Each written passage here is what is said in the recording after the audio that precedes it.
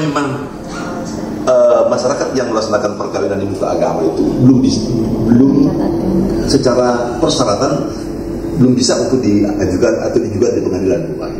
Apakah bisa enggak pengadilan melaksanakan tubatala perkawinan? Tidak bisa ya? Terhadap apa? Terhadap sahnya mereka di muka agama. Biaya berapa yang harus dikeluarkan oleh warga Bitung untuk suatu pencatatan, mungkin akta kematian atau suatu akta perceraian. Assalamualaikum warahmatullahi wabarakatuh. Shalom, salam sejahtera, Om Swastiastu, Namo Buddhaya, dan salam kebajikan.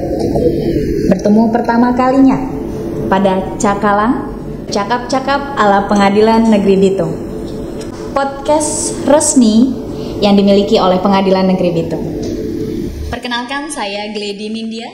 Pada kesempatan hari ini, Cakalang kehadiran 3 narasumber, yaitu Bapak Roni Diringan, Sarjana Ekonomi, selaku Sekretaris Dinas Kependudukan dan Catatan Sipil Pemerintah Kota Bitung, dan Ibu Angela Rory, Sarjana Hukum, selaku Kepala Bidang Pelayanan Pencatatan Sipil Kota Bitung. Selamat datang Bapak Ibu. Dan narasumber selanjutnya adalah Yang Mulia Ibu Hakim Kristi Angelina Leatemia, Sarjana Hukum, saat ini sebagai Hakim di Pengadilan Negeri Bitung. Memulai perbincangan hari ini, saya akan memulai dari bagian Bapak Roni dan Ibu Angela. Bisa dibantu dijelaskan Bapak Ibu apa yang dimaksud dengan Dinas Kependudukan dan Catatan Sipil Kota Bitung? Ya, terima kasih Ibu Rodi telah mengundang kami di sini untuk hadir dalam podcast. Kami sangat berterima kasih sekali karena ini adalah merupakan bentuk daripada cara kami memperkenalkan Dukcapil. Dukcapil Kota Bitung itu dibentuk dengan Peraturan Wali Kota nomor 29 tahun 2022 ditandatangani tanggal 26 September 2022. Dalam SOPK itu kami melaksanakan urusan pemerintahan administrasi kependudukan di bidang pendaftaran penduduk dan pencatatan sipil berdasarkan pemerintahan daerah dan asas pemerintahan daerah dan tugas bantuan. Jadi kami ada 5 bidang, yaitu bagian sekretariat, bidang pelayanan pencatatan sipil, bidang pendaftaran penduduk, bidang pengolahan informasi administrasi kependudukan, dan bidang pengolahan data dan inovasi pelayanan. Berarti di Dukcapil itu tersendiri dibagi menjadi 5 bidang tersebut. Ya, selanjutnya Pak, apa sih yang dimaksud dari administrasi kependudukan? Ya, administrasi kependudukan adalah rangkaian kegiatan penataan dan penerbitan dalam penerbitan dokumen dan pendataan data, meliputi pendaftaran penduduk, pencatatan sipil, pengolahan informasi administrasi kependudukan, dan pendayagunaan hasil pembangunan sektor lain. Ya. Itu tadi yang dimaksud dengan administrasi kependudukan ya Pak.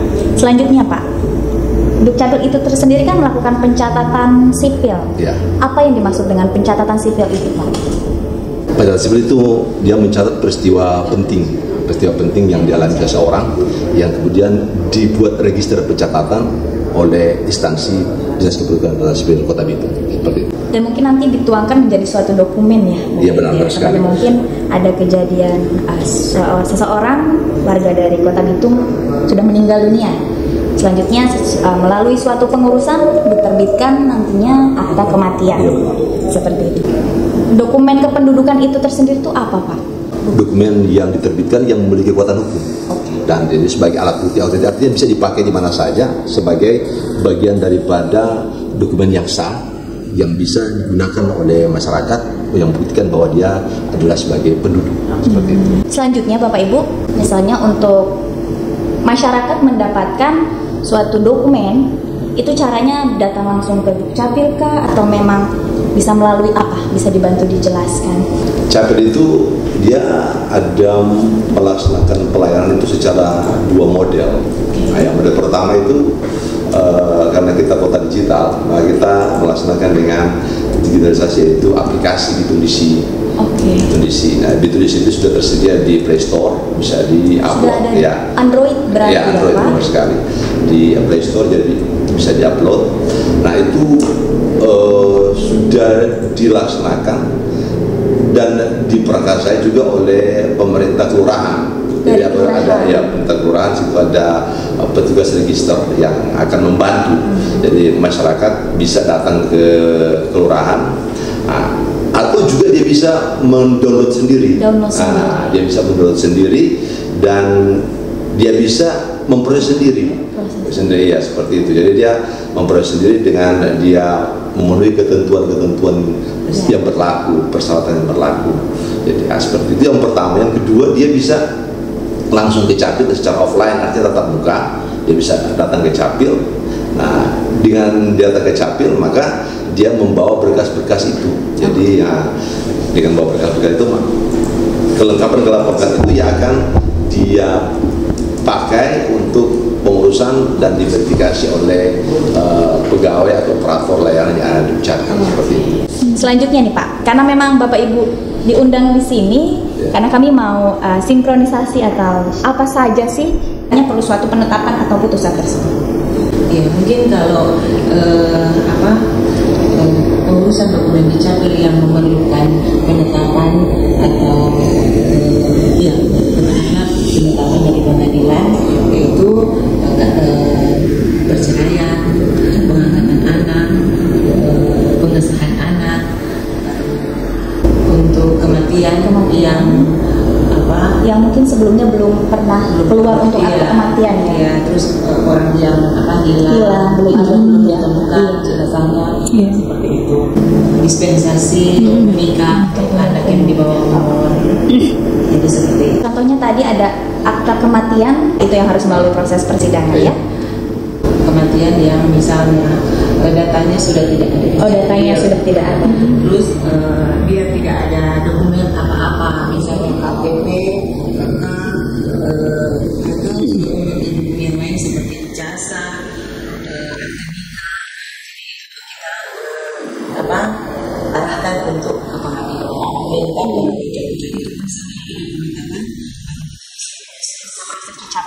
Selain yang tadi itu yang dinyatakan sudah meninggal, tapi tidak tahu di mana jasadnya. Nah, itu harus juga penetapan. Menyatakan bahwa di mana dia sudah meninggal, baru kita bisa proses. Selanjutnya kita beralih ke Ibu Hakim ya Bu. Untuk Ibu Kristi, untuk di pengadilan negeri itu tersendiri Bu, perkara apa yang akan disidangkan yang nantinya perlu dicatatkan di Dukcapil itu tersendiri? Menyambung dari rekan dari Dukcapil tadi ya, jadi saya bisa mengambil satu kesimpulan yang mana perkara yang masuk di pengadilan terkait itu adalah menyangkut tentang pencatatan peristiwa penting, seperti itu Pak ya? Iya, peristiwa penting berarti kelahiran, kemudian perkawinan dan kematian. Jadi otomatis ada tiga peristiwa penting. Oleh karena itu bukan saja nanti produknya penetapan, karena ada produk tentang perceraian, berarti putusan. Oleh karena itu tentunya perkara yang masuk di Pengadilan Negeri Bitung itu ya ada dalam bentuk permohonan dan ada dalam bentuk gugatan. Ya, seperti itu. Jadi kalau untuk permohonan mungkin seperti Ibu jelaskan tadi, ada pengangkatan anak, perubahan dalam akta kelahiran, kemudian untuk pencatatan perkawinan yang sudah terlambat atau kematian dalam hal tadi yang mana ada orang hilang, jadi seperti itu. Kemudian dalam gugatan ya perkara perceraian. Seperti itu. Jadi itu nanti akan keluar suatu dokumen produk pengadilan itu tersendiri, pengadilan negeri, berupa putusan ya Bu, yang perlu dibawa ke Dukcapil, yang akan tercatatkan, memutus akta pernikahan yang ada dan akan dikeluarkan menjadi akta perceraian. Seperti itu. Jadi intinya tidak semata-mata permohonan yang masuk, tapi gugatan juga ya terkait dengan pencatatan administrasi kependudukan. Mengenai gugatan dan permohonan itu tersendiri Bu, apa yang dimaksud dengan gugatan dan permohonan? Saya perlu jelaskan ya. Kalau permohonan itu ya adalah permohonan yang diajukan bersifat kepentingan sepihak saja. Ya, kemudian dalam permohonan ini tidak ada sengketa. Ya, jadi tidak ada pihak lain yang ditarik sebagai pihak lawan. Ya, dan produk yang dikeluarkan pun adalah bentuknya adalah penetapan. Ya, sementara kalau gugatan, ya masalah yang diajukan adalah mengandung sengketa. Ya, kemudian di dalam gugatan itu tentunya karena ada sengketa, ada dua belah pihak atau lebih. Ya, kemudian pihak yang satu berkedudukan sebagai penggugat, sementara pihak yang lain sebagai tergugat. Kemudian produk untuk gugatan itu sendiri bukan penetapan, tapi adalah putusan. Iya. Berarti memang poinnya adalah gugatan itu tersendiri adanya sengketa ya? Iya. Dan memang untuk pihaknya lebih dari satu orang. Iya. Nanti pihak lainnya disebut sebagai tergugat. Oke. Dan produk yang akan dikeluarkan oleh pengadilan itu berupa putusan. Iya, oke. Kalau permohonan memang hanya keterkaitan satu orang itu tersendiri saja, tidak ada kaitannya mengenai sengketa. Dan permohonan hasil dari permohonan itu tersendiri adalah suatu penetapan. Kurang lebih seperti itu ya. Bisa saya tambahkan sedikit, Mbak Gledi? Jadi kalau permohonan seperti yang sudah dijelaskan tadi, kalau gugatan karena ada sengketa di sini contohnya cerai. Iya, di situ ada dua belah pihak. Ya kan? Jadi ada sengketa, ada penggugat, ada tergugat. Karena belum tentu juga yang menggugat ini tergugatnya setuju. Berarti tetap dianggap ada sengketa di dalam. Iya, jadi seperti itu. Jadi penggugat wajib untuk membuktikan, ya, karena dia menggugat perceraian, jadi dia harus membuktikan hal-hal terkait dengan terpenuhinya syarat-syarat perceraian. Keterkaitan mengenai perkara tersebut, Ibu. Berapa perkara yang memang kaitannya dengan Bapak Ibu Capil di sini yang sudah masuk selama 2023 ini? Contoh dari mungkin gugatan cerai yang sudah diajukan oleh masyarakat Kota Bitung ini sejauh ini sudah diterima berapa banyak? Oke, mengacu di sistem informasi penelusuran perkara ya. Untuk tahun 2023 itu sendiri perceraian yang masuk di pengadilan itu sudah 120. Iya, 120. Ini izin menarik begini. Kami di Capil, jujur kami sering mengalami kasus wajib. Iya. Kasusnya begini, banyak dari mereka yang statusnya itu memang masih terikat perkawinan, tetapi di muka agama mereka sudah sah, tetapi di Dukcapil mereka belum tercatat di register negara. Nah, ini yang sering kami ketika mereka datang ke kami arahkan ke pengadilan. Nah, beneran nggak proses karena tidak memiliki akte perkawinan. Nah, itu yang sering kali kami alami, dan kami berusaha untuk memediasi atau katakanlah mencari jalan keluar dengan SPTJM. Nah, jadi pertanyaannya, apakah memang masyarakat yang melaksanakan perkawinan di muka agama itu belum secara persyaratan belum bisa untuk diajukan atau digugat di pengadilan lagi. Jadi kita kembali lagi Pak ya, apa arti perkawinan sesuai dengan undang-undang perkawinan itu sendiri. Jadi perkawinan sesuai dengan undang-undang perkawinan, yang mana perkawinan itu dilaksanakan sesuai dengan tata cara agama yang dianut dan pula dicatat. Ya, jadi dikala perkawinan lantas hanya dilaksanakan di pemuka agama, ya istilahnya kita masih menganggap itu belum sah Pak. Karena sebagaimana kayak perkawinan di bawah tangan, pengesiri seperti itu kan. Ya, jadi untuk digugat ke pengadilan otomatis harus dicatatkan dulu. Harus dicatatkan dulu. Ya, jadi ketika dia belum dilaksanakan dengan undang-undang, berarti secara hukum dianggap belum pernah melaksanakan perkawinan. Tapi ada masukan begini, apakah bisa enggak pengadilan melaksanakan tubatalah perkawinan? Nggak bisa ya? Terhadap apa? Terhadap sahnya mereka di muka agama.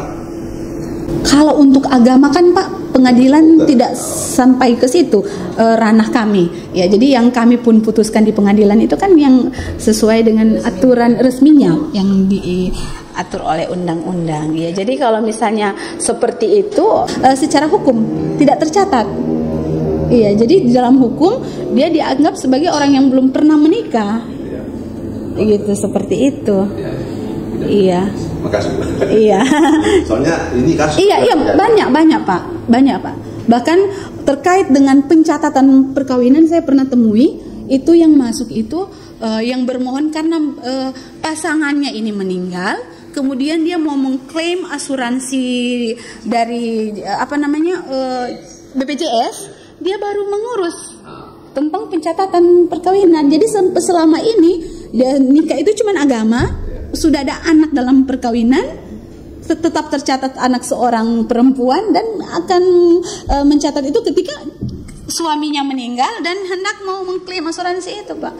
Tetap merasakan. Iya, jadi itulah jadi menjadi tugas kita bersama sebenarnya. Iya, betul. Iya. Karena iya. Kadang-kadang kami juga belum terlalu paham Iya. terhadap itu. Jadi kami istilahnya kalau pengadilan yang menetapkan mau tidak mau dilakukan. Iya. Jadi walaupun seperti ini, jadi Iya. kami pikir yang berwenang itu pengadilan supaya semua apa yang kami ragu Iya. menjadi kepastian seperti itu Iya. yang kami alami. Ya jujur kami memang terkadang kami misinformasi. Iya. Jadi sudah pengadilan aja. Iya. Maksudnya kita harus bangun ini Iya, seperti ini. Karena Sangat penting. Sebelum kita ada ke pengadilan, kenapa sudah tak bisa? Oh bisa, begitu Iya. dia sebenarnya. Kan juga bukan. Akhirnya kan masyarakat bolak-balik yang mana betul? Iya, mana Tidak bisa, cari bilang nggak bisa. Iya. Kan masyarakat jadi. Iya. Jadi memang pengadilan tolak nggak bisa juga karena nggak ada identitas, nggak ada KTP, kakak. Iya.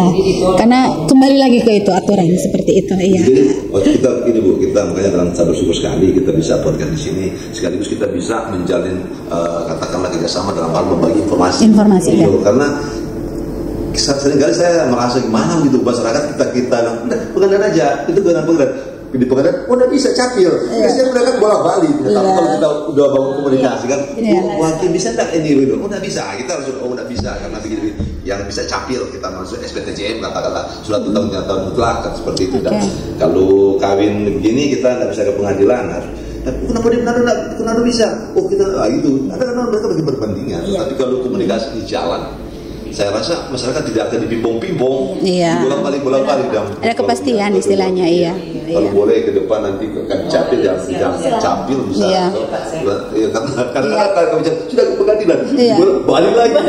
Iya. Yang paling banyak itu kawin-kawin itu yang tidak memiliki kawin tidak tercatat itu. Iya. Oh iya. Iya. Sekarang. Iya seperti. Karena ada terima santunan. Jadi intinya gini Pak, permohonan diajukan itu intinya di pengadilan di mana pemohon itu berdomisili. Ya, betul. Pemohon. Ya, Oke, kalau mengenai perceraian itu diajukan ke tempat tinggal tergugat.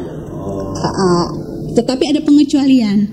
Meninggalkan 2 tahun berturut-turut tanpa alasan itu bisa diajukan di tempat tinggal penggugat. Itu intinya seperti itu.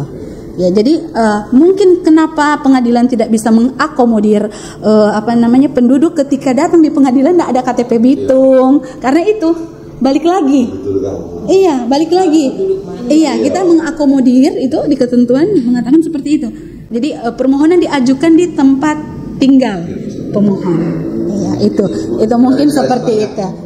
Setiap perkara yang masuk ke pengadilan, apalagi itu perkara perdata, jadi perlu informasi karena ini perkara sifatnya privat, maka tentunya biaya perkara itu ditanggung oleh yang bersangkutan. Namanya biaya panjar perkara. Jadi biaya yang harus disetor oleh pihak ketika mendaftar di pengadilan. Ya, jadi biaya perkara di situ itu sudah ditentukan intinya, ya.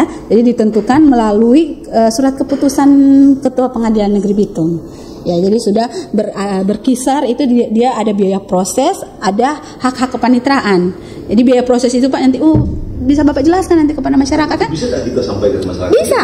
Biaya proses itu terkait dengan pemanggilan, ya, biaya sumpah, biaya pemberkasan, kemudian hak-hak kepanitraan itu di dalam ada materai, ada leges dan sebagainya. Jadi kalau memang masyarakat pengadilan ini sangat terbuka Pak, silakan datang. Kemudian terkait dengan informasi, ya, bisa langsung ditanyakan di PTSP, pelayanan terpadu satu pintu, bisa juga buka web kami.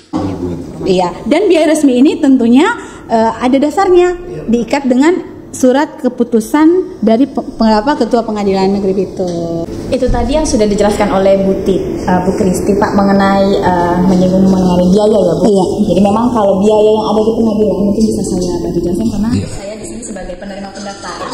Untuk permohonan, semua permohonan dengan perkara atas dasar permohonan itu nominalnya 260.000. Tapi kalau untuk gugatan cerai itu dilihat dari di mana tergugat itu tinggal. Tergugatnya tinggal di Lembe Utara, artinya beda dengan yang di Maesa. Karena memang kami saat ini ada penentuan radius, sesuai dengan radius yang ada, dan memang melakukan melalui surat tercatat dan kolaborasi dengan kantor pos untuk biaya-biaya pengiriman surat tersebut. Jadi memang kalau diinformasikan biayanya sampai lebih dari itu bukan informasi dari pengadilan negeri. Gambarannya 6 juta. Sudah Ibu jelaskan rincian dari biaya-biaya yang akan ditetapkan di Pengadilan Negeri Bitung menyangkut apa saja.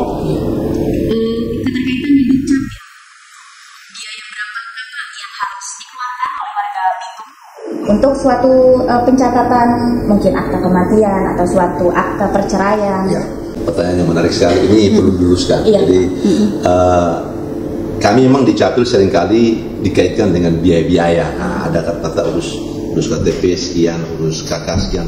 Nah sebenarnya kami itu sudah dipayungi oleh aturan yaitu Undang-Undang Nomor 24 Tahun 2013 khususnya pasal 79A bahwa semua proses pembiayaan yang ada, semua proses pengurusan yang ada di Dukcapil itu tidak berbayar aturannya. Jadi masyarakat perlu tahu bahwa di Dukcapil itu semua dokumen yang dikeluarkan tidak ada biaya sama sekali, gratis. Berarti artinya bisa jadi masyarakat Kota Bitung percaya bahwa di Capil itu tidak ada pungutan-pungutan karena sesuai dengan undang-undang.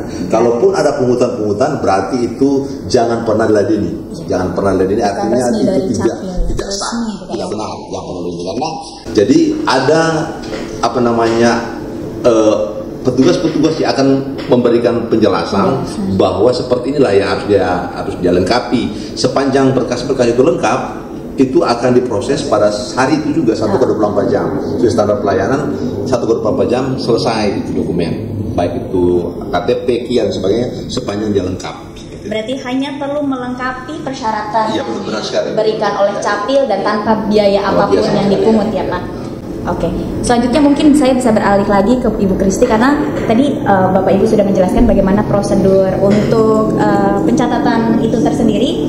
Tapi bagaimana Ibu untuk masyarakat Kota Bitung ini berperkara di pengadilan? Apa saja prosedur yang harus mereka lalui? Iya, jadi saya ambil contoh untuk permohonannya. Oke. Jadi jikalau masyarakat Kota Bitung hendak mau mengajukan permohonan ke pengadilan ya, jadi bisa datang ke pengadilan yang saya bilang tadi ke PTSP. Ya, jadi di sana ada petugas dari Kepaniteraan Perdata di sana ya. Jadi di sana bisa mendaftarkan memasukkan surat permohonan. Ya, surat permohonan terkait apa yang dimohonkan. Ya, jadi kalau misalnya mau memohonkan pengangkatan tentunya isi surat permohonan terkait dengan pengangkatan.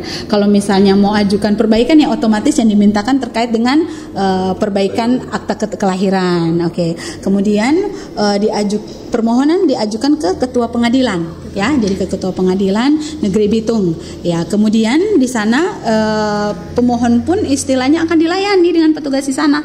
Isinya dalam artian karena di sana ada PTSP, otomatis petugas akan memberikan penjelasan tentunya ya terkait dengan panjar biaya yang tadi saya jelaskan, terkait dengan isi permohonan apa saja. Di situ bisa nanti pun di sana kan ada pos bantuan hukum di sana. Ketika pemohon juga tidak mengerti dengan apa yang harus dia tuangkan di dalam surat permohonan, akan dibantu. Pos bakum di situ disediakan oleh negara. Jadi tidak dibayar, tidak ada pungutan bayaran ya Mbak Gledi di sana. Ya, terkait dengan surat permohonan. Kemudian nanti dari sana akan diarahkan untuk membayar biaya panjar. Ya, biaya panjar pun bukan dari pengadilan yang multibastor Pak, bukan. Yang pihak yang bersangkutan yang menyetor biaya panjar seperti itu. Ketika sudah ada bukti dari biaya panjar maka permohonan akan didaftarkan. Iya, akan didaftarkan. Kemudian ketika didaftarkan akan dapatlah nomor perkara. Pertanyaan terakhir untuk Bapak Ibu dari Dukcapil mengenai akta kelahiran yang melebihi batas waktu, apakah perlu penetapan dari pengadilan yang disahkan?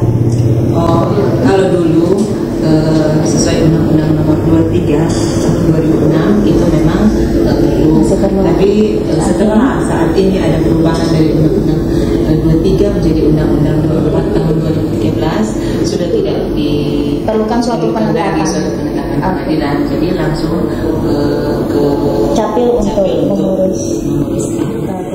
Mungkin bisa saya simpulkan hari ini mengenai biaya yang ada di pengadilan negeri dan biaya yang ada di Capil.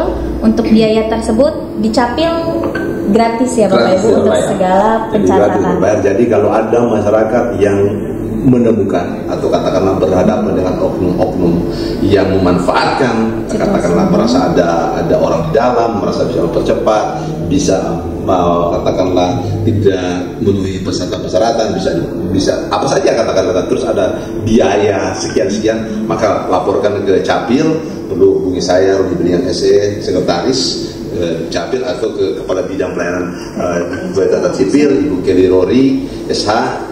Kita akan berantas itu, kita akan sampaikan bahwa itu tidak ada dan semua pengusaha itu tidak berbayar. Tidak berbayar untuk di Capil untuk suatu penetapannya, Pak. Iya, sesuai dengan Undang-Undang Nomor 43, khususnya pasal 9A.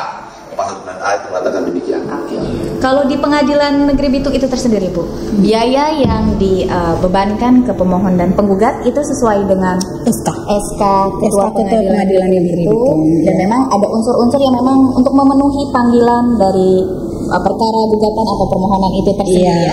Jadi memang ada perlu tambahan Mbak Gledy terkait dengan biaya panjar dan juga untuk pengambilan salinan penetapan ataupun putusan itu sudah diatur juga dengan SK Ketua Pengadilan Negeri. Di sana ada biaya-biaya untuk mengambil salinan produk dari pengadilan itu tersendiri ya Bu? Iya.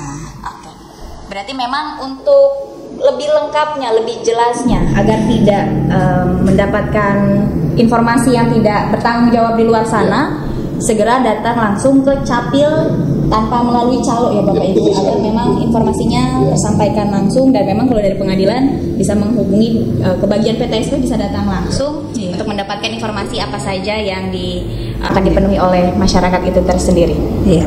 Kurang lebih cukup itu saja.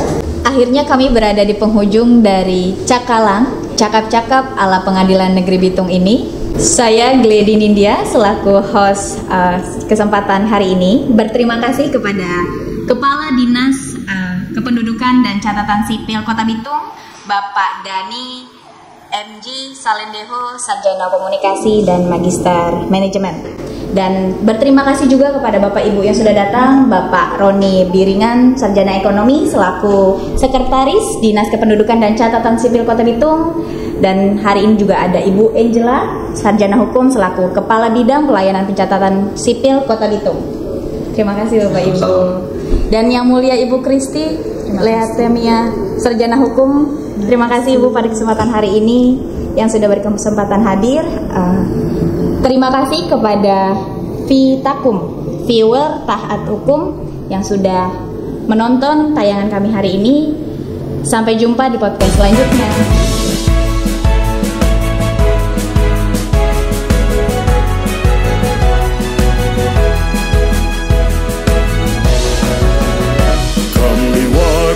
Pengadilan Negeri Bitung bersatu tekad melayani masyarakat dengan disiplin, gesit, inovatif, transparan, akuntabel, lugas. Tetap berusaha memberikan layanan terbaik bagi pengguna pengadilan tanpa membedakan suku, ras, agama, dan antar golongan. Dengan semangat bersama membangun zona integritas,